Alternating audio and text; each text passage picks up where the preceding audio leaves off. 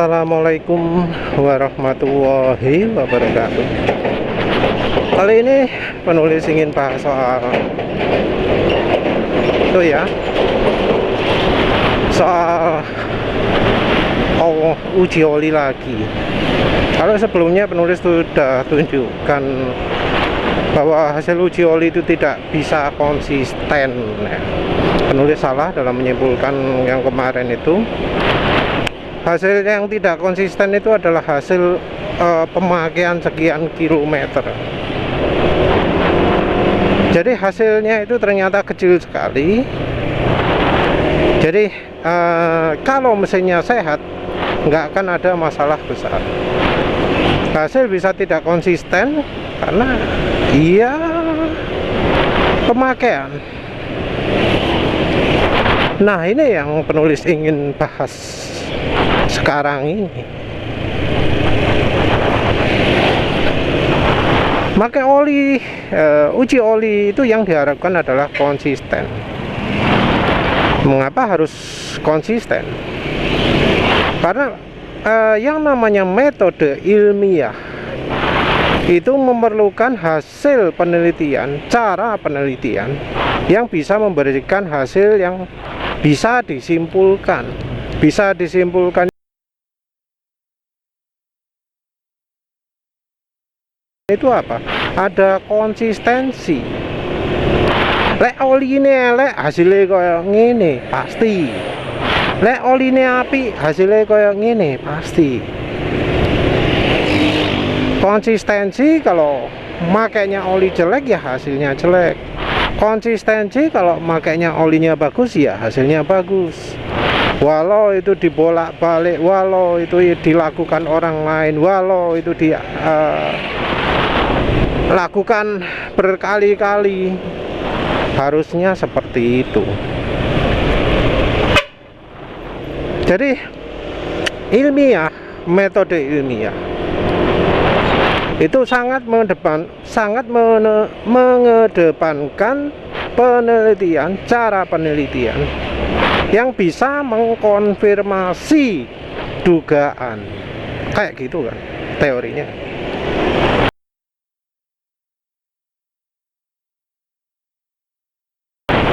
Jadi artinya kalau nggak sesuai dugaan, salah, antara teorinya yang salah atau cara penelitiannya yang salah.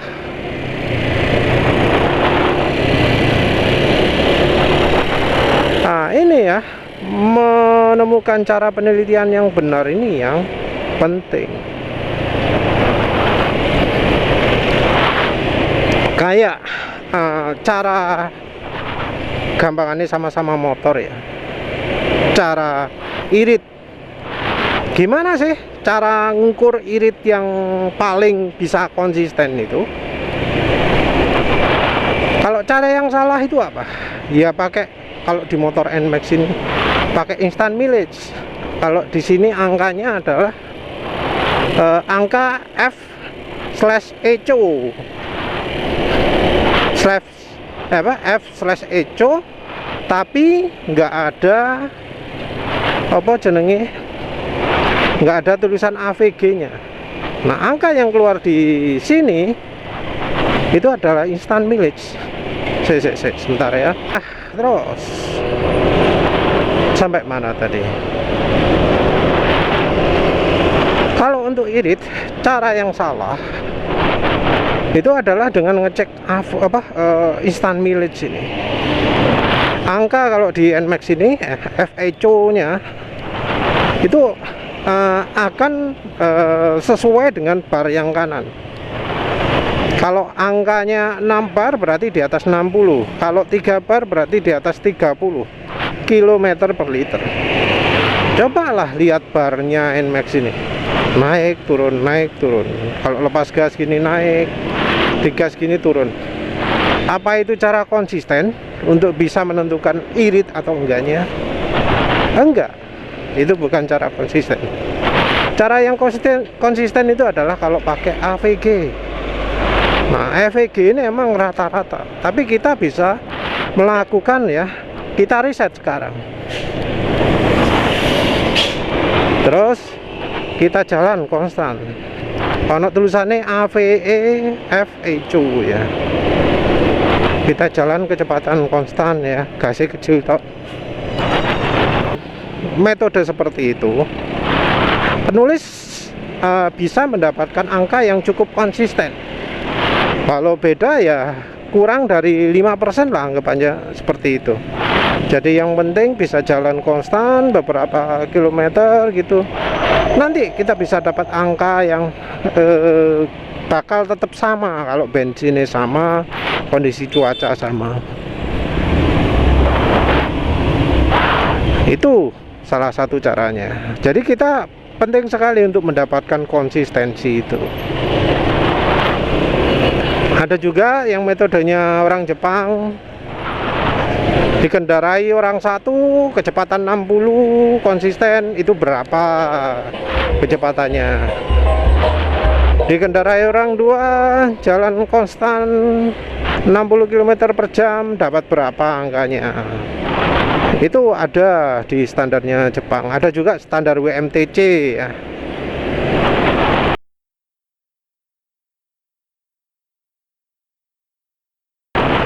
Ada juga yang mode ECE R40. Jadi ECE R40 itu kayak gimana sih? ECE R40 itu adalah cara pengukuran yang juga menentukan itu ngegas, ngeremnya gimana. Jadi di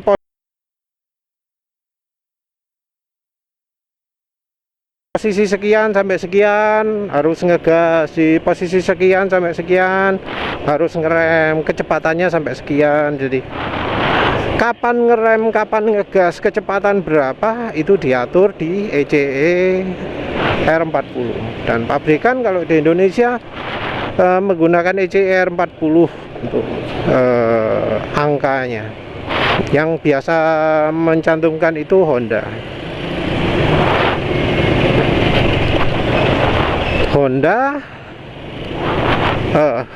Apa jenenge, menggunakan standar seperti itu.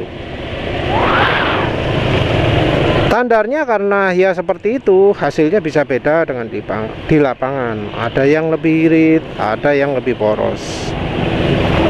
Beneran ada yang lebih irit ya. Contoh Honda PCX 150 ya. PCR 40-nya kan berapa? 4 di bawah 50 ya, 48 kalau nggak salah ya. Ada yang realnya bisa dapat 55-an gitu. Kenapa? Ya karena kondisinya lebih baik daripada perbutuhan ECE 40 itu. Nah, dari metodenya, dari ya, cara pengukurannya, memastikan bahwa hasilnya bisa tetap konsisten karena konsisten antar kendaraan karena caranya sama, dengan perlakuan yang sama, metode yang sama, hasilnya diharapkan bisa dibandingkan karena hasilnya konsisten. Nah, cara-cara yang nggak konsisten nggak bisa kita pakai. Nah, kalau uji oli ya, cara yang nggak konsisten itu jelas pakai feeling. Pakai feeling ya, penulis akui nggak konsisten. Untuk mengetahui suara kasar halus, penulis pun juga harus membandingkan dengan motor orang lain. Motor orang lain suaranya lebih halus nggak dari motor penulis? Kalau sampai lebih halus berarti ada masalah dengan motor penulis gitu loh. Walau motor orang lain juga memang ada yang halus, ada yang kasar, tapi memang ya karena sudah standar ya, kebanyakan kasar sih, kebanyakan kasar. Selain itu ada juga yang ngomong pakai metode ilmiah. Metode ilmiah yaitu dengan pakai uji oli, uji used oil analysis. Ya sebenarnya disebut UOA juga kurang tepat, karena yang diukur cuma wear metalnya toh, keausan logam. Juga ada yang menyarankan uji friksi. Uji friksi itu seringnya yang dimaksud adalah pakai timken mesin, pakai mesin yang menggesekkan logam dengan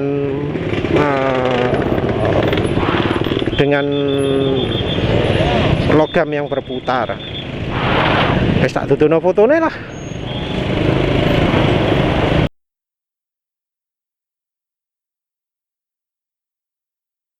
Ya, jadi timken mesin. Yang satu uji keausan, ausnya, aditifnya berapa, kandungan unsur-unsur di oli tersebut berapa. Yang satu pakai uji apa jenenge, uji gesek. Nah, orang banyak yang berpikir yang begitu itu ilmiah. Nah, tapi kita kembali lagi ke metode ilmiah itu, deskripsinya bagaimana. Metode ilmiah itu adalah metode di mana penelitian itu bisa mengkonfirmasi dugaan atau hipotesa, mengkonfirmasi teorinya.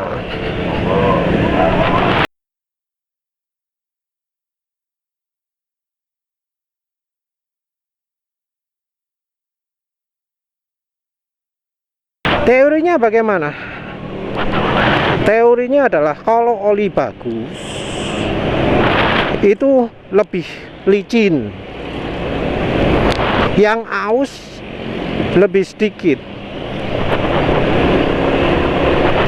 Nah, dua uji ini, uji friksi dan uji apa jenenge, uji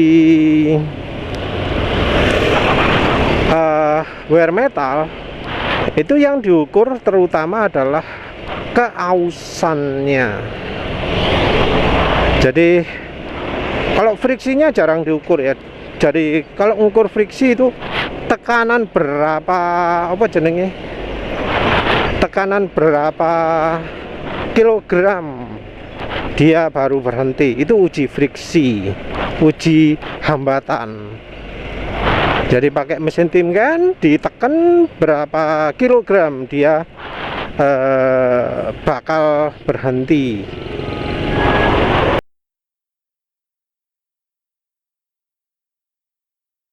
Sebelumnya penulis pernah menunjukkan video itu, videonya Amsoil ya, yang menjelaskan bahwa uji seperti itu nggak valid, karena ya itu cuma uji aditif, bukan uji oli. Sebagai bukti,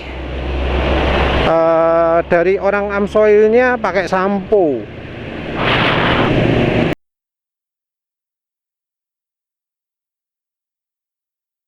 Obat cuci kepala, sampo lah, sabunnya kepala, sabun rambut, sampo apa, Head and Shoulder gitu kalau nggak salah. Dan di uji tersebut ternyata friksinya bagus,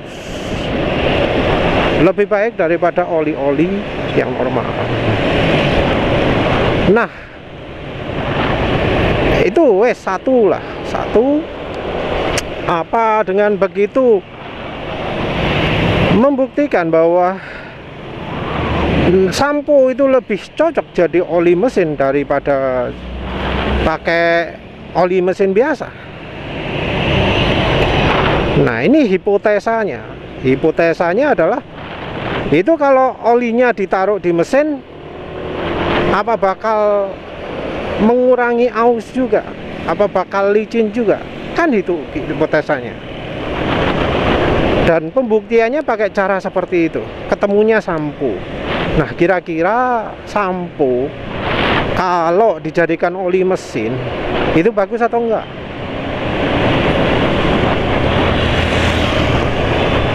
Mestinya ya enggak ya, karena itu bukan oli. Daya tahannya pun ya enggak mungkin lama. Dia cuma menang licin tok aditif wis titik.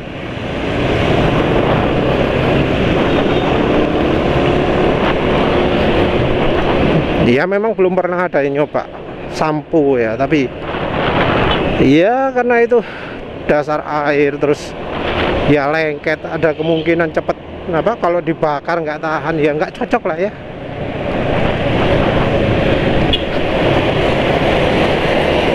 Nah, sementara oli-oli yang apa yang lain yang ujinya di situ jelek malah bisa dijadikan oli mesin. Artinya apa?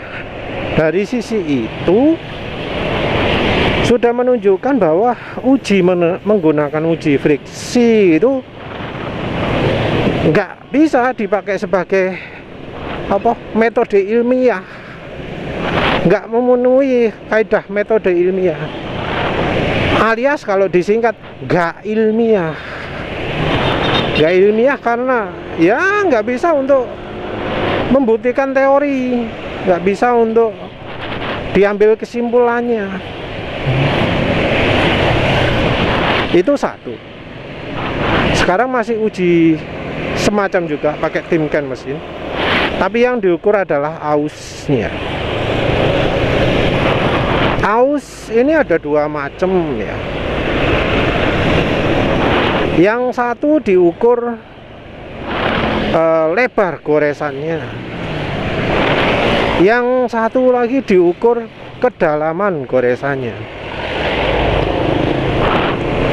Jadi yang pertama luas goresan, yang kedua dalam goresan. Yang ada datanya adalah yang dalam goresan, dan ujinya dilakukan oleh PIOTR tester, Piotr tester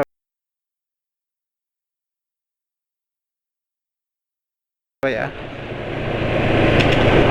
Nah, Piotr tester ini banyak sekali jadi apa acuan mereka yang memprotes cara pengujian oli penulis. Ini loh uji yang paling sip, ini loh uji yang paling top. Ada juga sih yang mereferensikan Project Farm.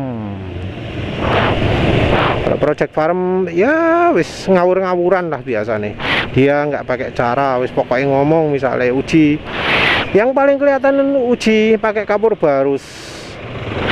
Menggunakan kapur barus sebagai aditif kan ada dosisnya. Nah, Project Farm itu ngawure gak karu-karuan. Dia masukkannya sepiro, sak bungkus, sebungkus dimasukkan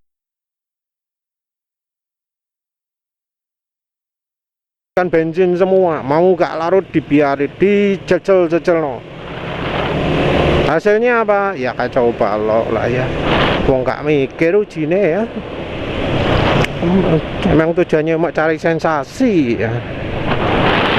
Uji gores yang dilakukan juga ada, entah pakai berapa sentimeter atau pakai kedalaman ya.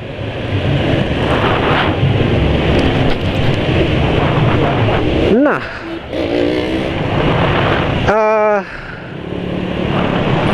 dari uji gores ini yang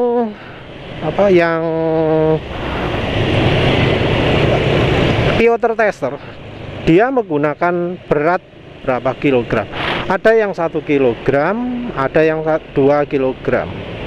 Tentu ya kita nggak bisa mereplikasi uji dia karena barangnya ya harus sama persis kalau ingin mereplikasi ujinya dia, entah dia pakai merek apa. Tapi ya kalau ingin mereplikasi harus sama persis merek. Pakai ukuran sekian kilogram, terus pakai suhu sekian derajat olinya, dipanasi. Manasine nggak opo ya? Pakai torch ya. Wis mbula wis ukuran pemanasan nggak gitu. Nah, yang masalah adalah hasilnya. Dengan cara pengukuran seperti itu, hasilnya juga tidak konsisten. Film strength atau kemampuan melapisi oli itu tergantung apa sih?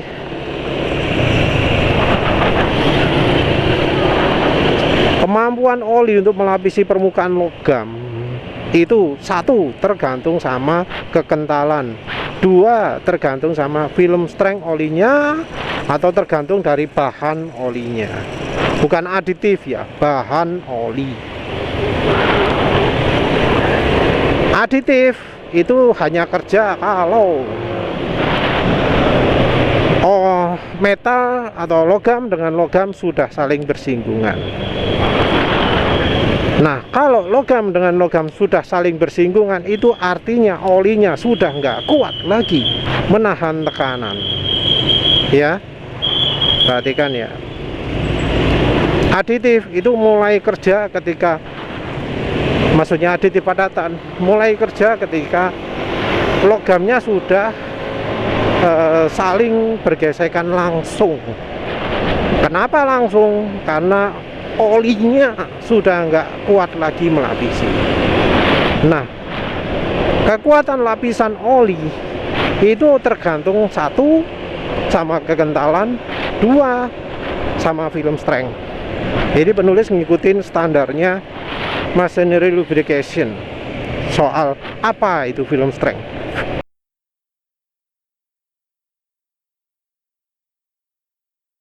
Film strength itu adalah kemampuan oli melapisi logam sehingga tidak terjadi gesekan antara logam dengan logam selain dari kekentalan.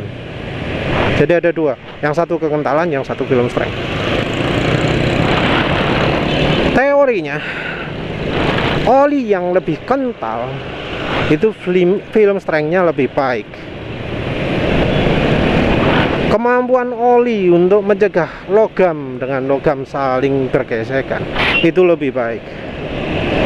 Nah, kita lihat angkanya yang ditunjukkan oleh Piotr Tester. Apa lebih baik untuk oli yang sama? Ternyata enggak.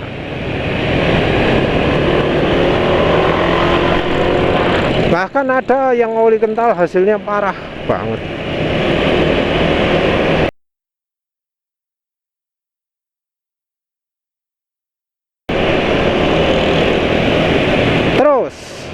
Itu padahal tipe olinya sama, persis, mereknya sama, jenisnya sama. Misal kalau motul 5100, kekentalan 15W 50 versus 10W 30 atau berapa lah gitu. Nanti penulis cari yang angkanya gede. Terus yang berikutnya, hasil Piotr Tester itu untuk oli yang sama hasilnya bisa beda. Oli mereknya sama, kekentalan jenisnya sama, kekentalannya sama, hasilnya bisa beda.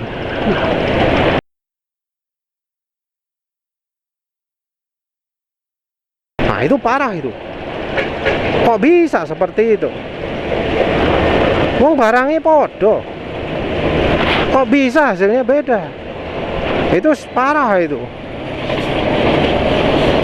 Barang sama hasilnya beda. Itu artinya ya ujinya itu nggak konsisten. Artinya apa?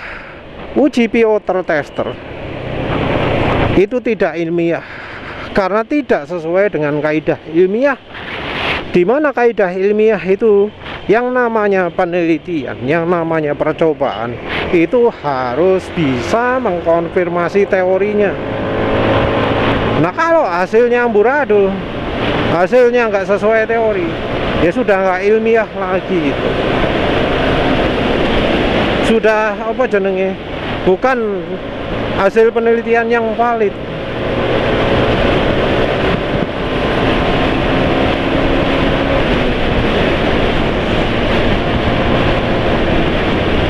Jadi seperti itu.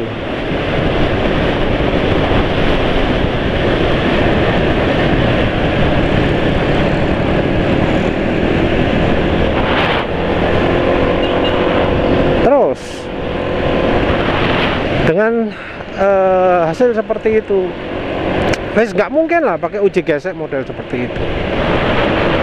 Kalau yang misalnya lebih konsisten, itu adalah metode yang dipakai oleh 540 RAT.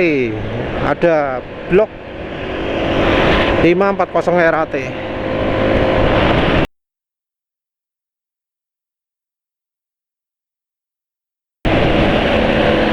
Itu ngacu ke mesin tertentu ya.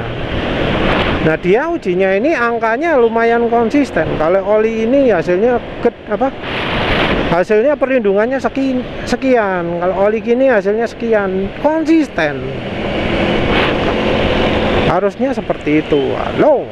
Ya, itu bukan 100% konsisten. Nah, sekarang kita ngomongnya hasil uji wear lagi ya.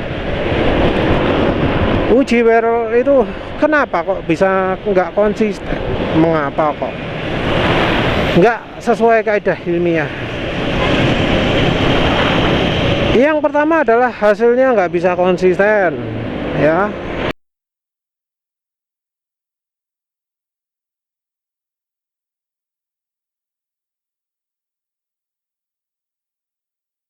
Yang kedua adalah metodenya, kondisinya itu tidak sama.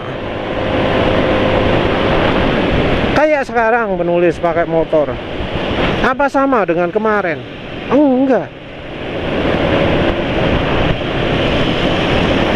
Apa sama dengan hari-hari sebelumnya? Ya enggak.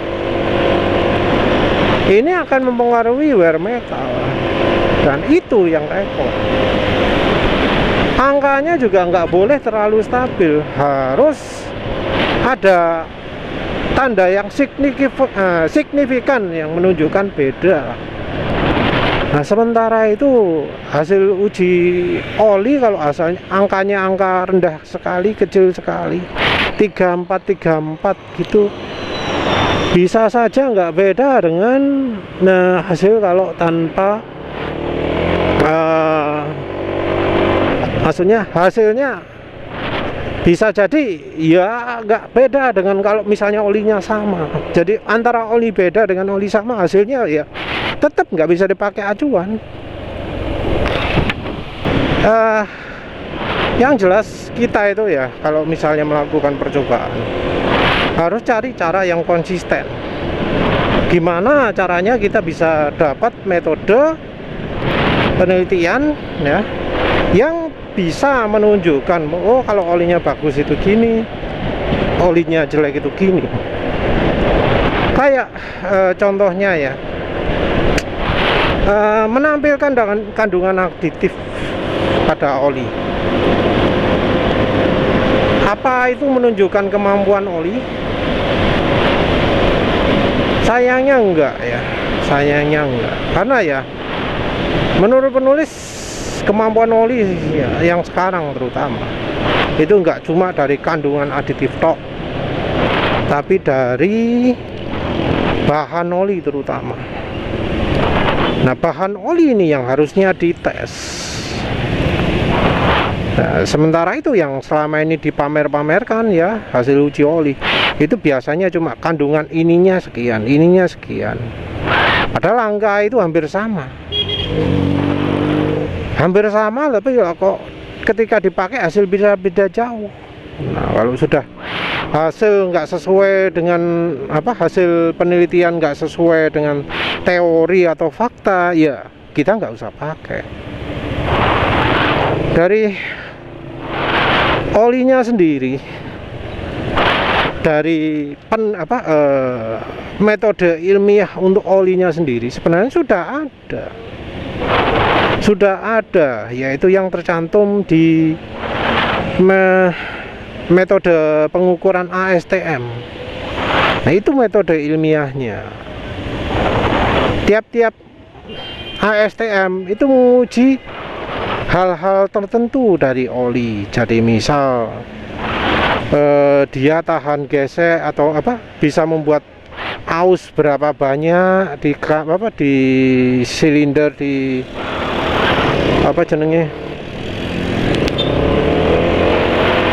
di piston gitu ya. Ada coy ya.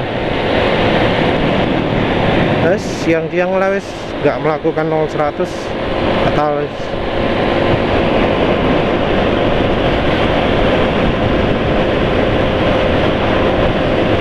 yang jelas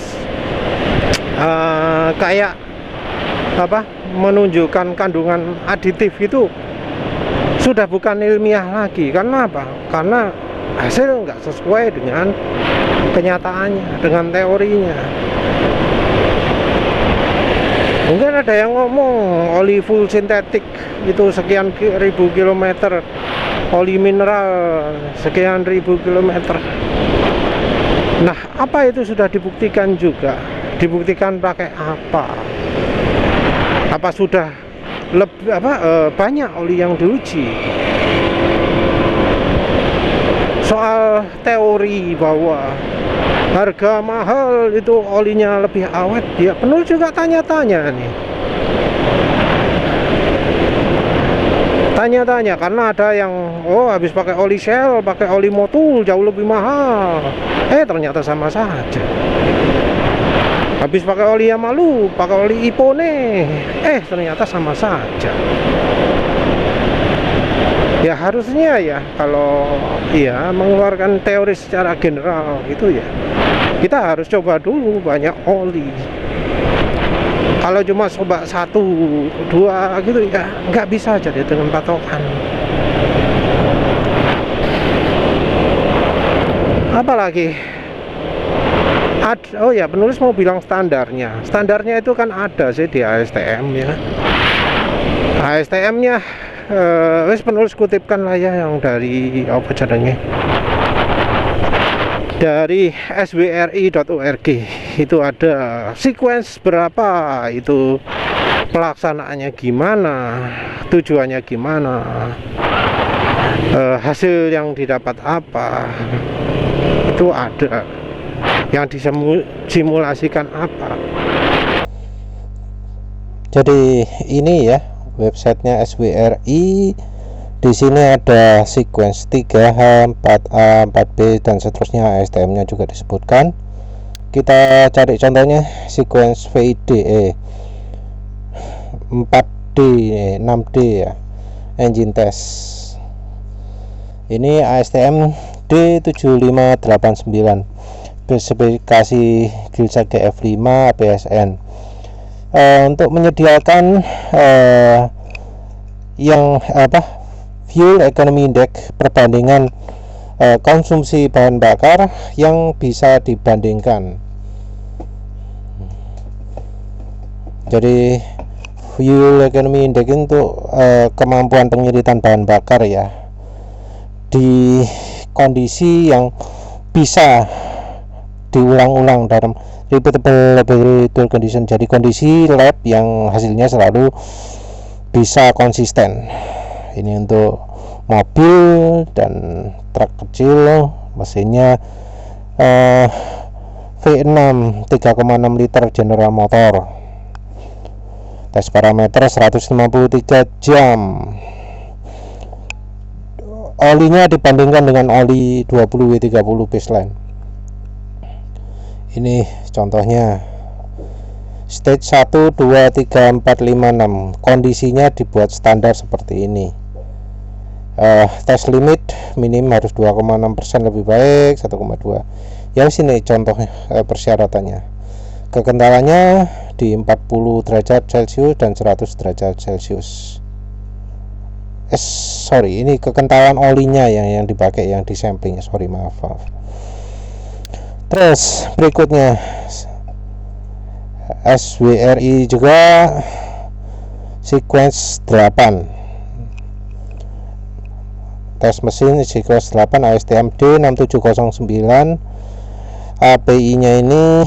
Terus ini untuk mengevaluasi performa oli dalam mencegah korosi tembaga, timah, seng dari bearing ya, kondisi mencegah korosi bearing, dan juga mengukur shear stability dari cairan di bawah kondisi suhu tinggi dengan menggunakan bensin tanpa timbal.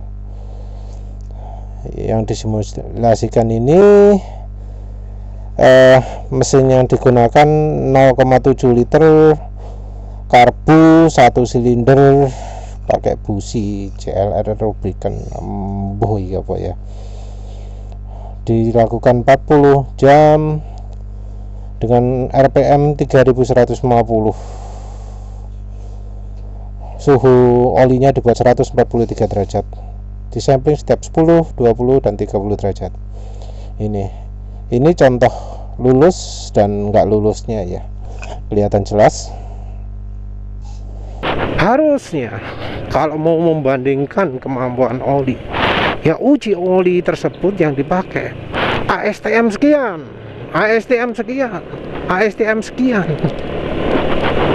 Kalau kita lihat jurnal-jurnal ya, penelitian itu biasanya membandingkan oli dari ASTM-nya.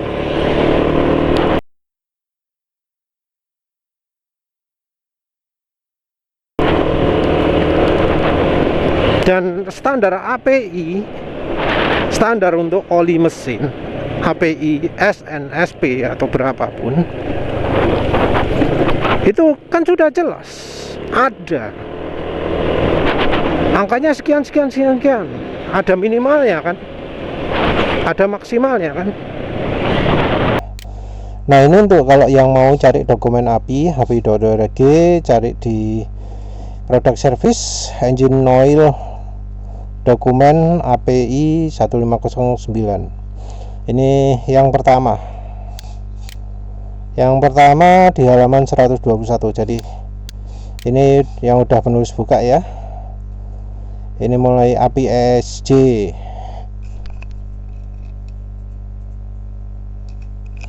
Nah ini dari ASTM ini ASTM segini ngukur karat ya, rating karatnya berapa, liter yang nyangkut berapa, terus karat pada bola ya, uji karat bola, nilai G-nya 100. Ini sequence 3E.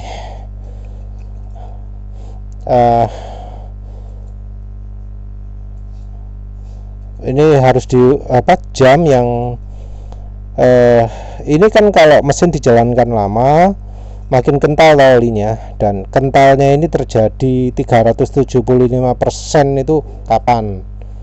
Ini 64 menit ya, ini berarti ekstrim ujinya ya. Sludge-nya berapa, varnish-nya berapa, depositnya berapa, ini kotoran keraknya ya, ini nyangkut, ini keausan ya, scuffing. Oh ini ada wear diameter ausnya berapa, average berapa, maksimum berapa. Ini average untuk menghasilkan aus ini pakai sequence 3E, tidak dipakai di jalan tapi pakai sequence 3E. Jadi harus ada uji standarisasi juga ya. Ini 3F. Oh ini OR ya, atau ya atau ya, mungkin ini standarnya lebih maju. 3F, 3G, 3H.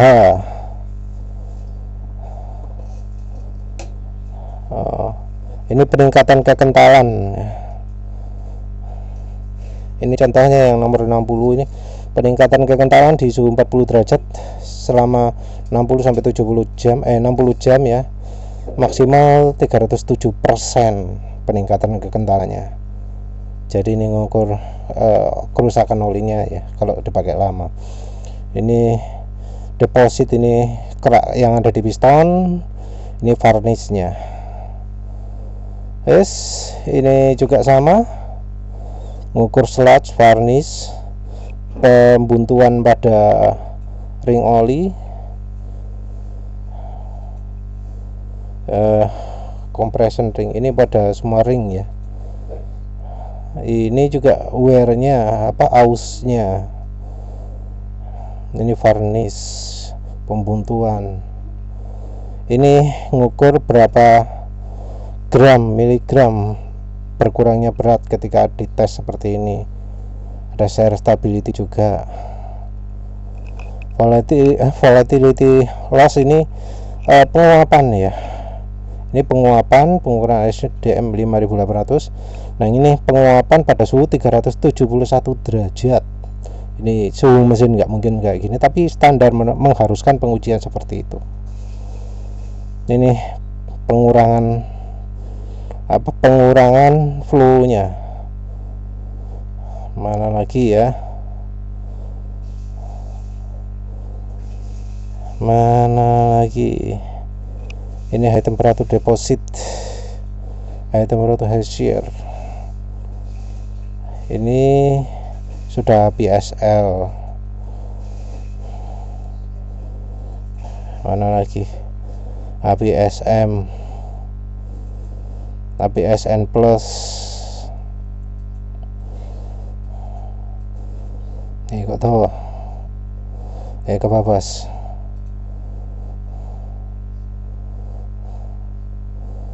Wah, kok SN plus ya? SP nya mana? Lupa lah. Ya wis kayak gini lah kondisi pengujiannya ya. Nggak ada uji gesek pakai Timken mesin ini ya, harus pakai sequence 3G gitu. Pakai ada standarnya khusus ya. Di sini nggak ada uji Timken ini. Ya kalau penulis salah silakan koreksi, tunjukkan di mana ada uji Timken di sini, di mana ada uji pengukuran kandungan logam ya di sini. Kandungan logam nggak ada ini ya. Ini yang ada berat ya. Ya di sini jadi nggak ada yang apa namanya model pakai Timken ini nggak ada ya. Ini sequence 8 ini mestinya mana sequence 8 ada nggak sequence 8? Oh ya yang ini ya, sequence 8 yang ini. Nah ini ya, pakai ini loh, ini jelas bukan uji Timken ya. 3G ya wis bisa lihat sendirilah di link tersebut ya. Di link tersebut yang ada ya evaporation loss 1 jam pada suhu 250 derajat. 1 jam 250 derajat olinya diuji seperti itu. Wis tahu sendirilah kayak gimana. Jadi kalau ada yang ngomong uji oli itu dilakukan selalu pada suhu yang real ya, sesuai dengan kondisi suhu motor, itu bohong. Karena ini dari API sendiri ngukurnya dari ASTM dan mengharuskan 1 jam di suhu 250 derajat Celcius. Ini standar, ini yang dipakai dunia. Ini yang dipakai oleh pabrikan oli. Jadi pakai suhu segini. Kalau ada orang grup oli yang ngomong nggak mungkin oli itu diuji dengan suhu setinggi ini, yaitu dia nggak pernah membaca ini. Berarti dia itu nggak serius ya, mendalami oli. Berarti dia itu tujuannya mengacaukan ya. Karena di standar ini, dokumen API ini disebutkan seperti itu. Ini elastomer compatibility ya, kompatibilitas terhadap elastomer seal ya. Nah, kalau kita membandingkan oli ya kita pakai aja uji yang aja di standar requirement API itu. Pilih yang nomor berapa, apa yang mau kita bandingkan. Kirim olinya dalam kondisi baru ke pabrik oli, ke lembaga pengujian oli. Minta sequence berapa yang diujikan. Misalnya untuk tes fuel economy index, ini kalau dipakai di kendaraan irit enggak ya, pakai oli kekentalan sekian ya, kekentalan sama, dilihatkan EWI nya berapa. Terus apa jenenge, pingin tahu oli ini tahan kocok atau enggak, ya wes uji share stability. Nah di uji API ini enggak ada uji friksi, nggak ada STM yang pakai timken mesin, nggak ono. Wes nantilah penulis tunjukkan apa olinya di mana aja ya.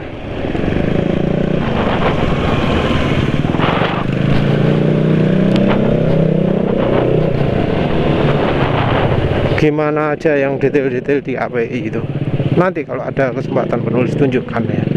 Ada yang minta didektekan, tapi ya mungkin video terpisah ya. Tapi ya sekilas lah. Di ASTM itu nggak ada uji friksi, nggak ada uji minimal. Friksinya harus berapa ya kayaknya ya. Harus berapa meter per detik kan, satuannya friksi kan meter per detik. Apa mana? Newton meter kan. Nggak ada satuan itu ya. Wes nanti penulis lihatlah, penulis penerangi satu-satu, terus tak petani satu-satu. Nanti kalau sudah kesimpulannya penulis taruh di video ini, yang metani satu-satu di video lain. Ya wes lah, begitu saja intinya. Terima kasih sudah menonton. Assalamualaikum warahmatullahi wabarakatuh.